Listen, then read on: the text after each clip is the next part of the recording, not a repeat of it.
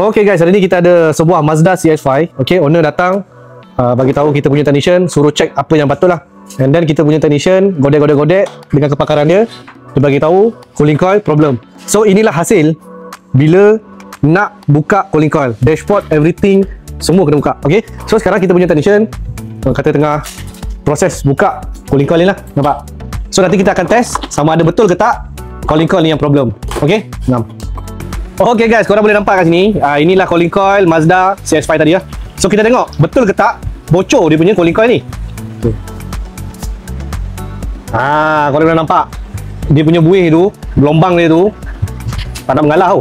Okay, inilah punca di mana bila dah buat top up gas pun still lagi tak rasa sejuk. Inilah punca dia. Okay, so korang yang ada masalah macam ni boleh hadir di Fancy Station 9 Shah Alam.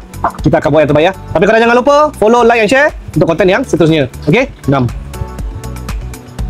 Okay guys, so lepas kita check tadi memang problem dia cooling coil. So ini dah sampai dah cooling coil yang baru. Cantik lagi. Okay, bergetah lagi. So dia akan masukkan dalam tempat yang sepatutnya lah. Okay, so korang jangan malu, jangan segan. Jumpa kita akan buat yang terbaik ya. Okay,